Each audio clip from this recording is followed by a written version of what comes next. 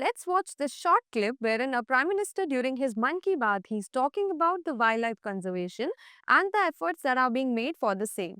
This can be of great significance for any of the stages of UPSC exam and any other competitive exam also. Because he did mention some species and communities about which we study often in our books while we prepare for this exam. So watch this short clip. साथियों, क्या आप जानते हैं कि Asiatic lion, Angul, pygmy hawks और lion tail macaque इसमें क्या समानता है? इसका जवाब है कि ये सब दुनिया में कहीं और नहीं पाए जाते हैं, केवल हमारे देश में ही पाए जाते हैं। वाकई हमारे यहाँ वनस्पति और जीव जंतुओं का एक बहुत ही वाइब्रेंट इकोसिस्टम है और ये वन्य जीव हमारे इतिहास और संस्कृति में रचे बसे हुए हैं। कई जीव जंतु हमारे देवी देवताओं की सवारी के तौर पर भी देखे जाते हैं।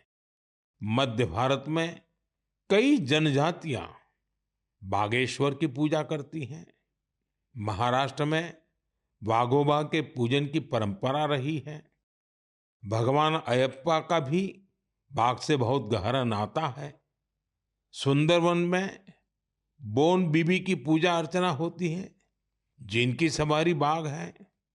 हमारे यहाँ कर्नाटका के हुली वेशा, तमिलनाडु के पुली और केरला के पुलिकली जैसे कई कल्चरल डांसेस हैं जो नेचर और वाइल्ड लाइफ के साथ जुड़े हुए हैं।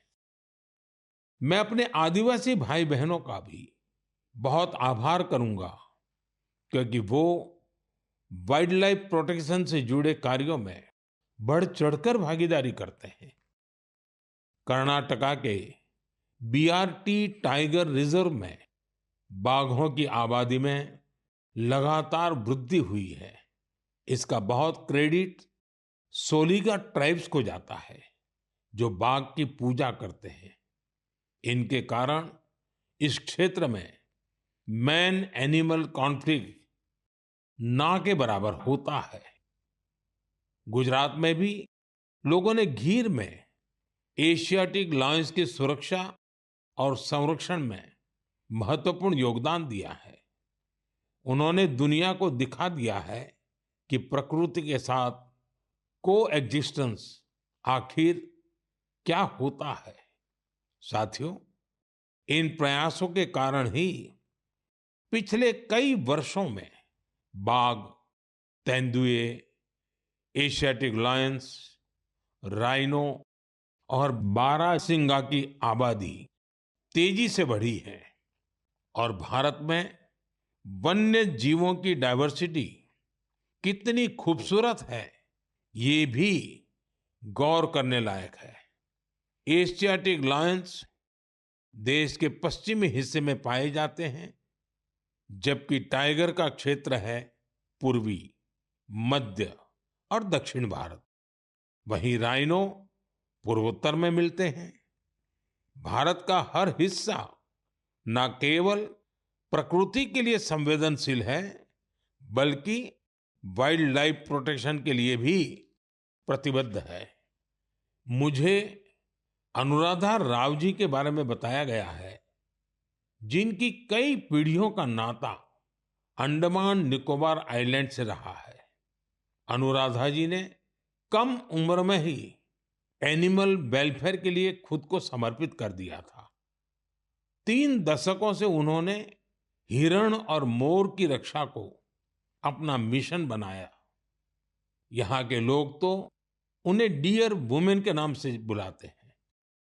अगले महीने की शुरुआत में हम वर्ल्ड वाइल्ड लाइफ डे मनाएंगे। मेरा आग्रह है कि आप वाइल्ड लाइफ प्रोटेक्शन से जुड़े लोगों का हौसला जरूर बढ़ाएं। यह मेरे लिए बहुत संतोष की बात है। इस क्षेत्र में अब कई स्टार्टअप्स भी उभर कर सामने आए हैं। Wasn't it interesting? And on the same theme, UPSC had asked various MCQs in the previous year's prelims exam.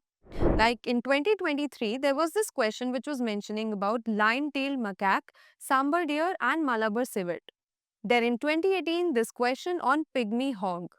In 2017, a question came directly on Asiatic lion, about which our PM discussed. And in 2015, a question mentioning hangul, cheetal, sambar, and nilgai was there. So almost every year a question is coming on such species. So didn't it seem like Prime Minister Modi is also answering UPSC questions? Of course, yes. Every species it plays a vital role. So let's safeguard their future for the generations to come. We also take pride in India's contributions toward preserving and protecting wildlife. These were the words of our Prime Minister, but yes, we also think the same. Thank you.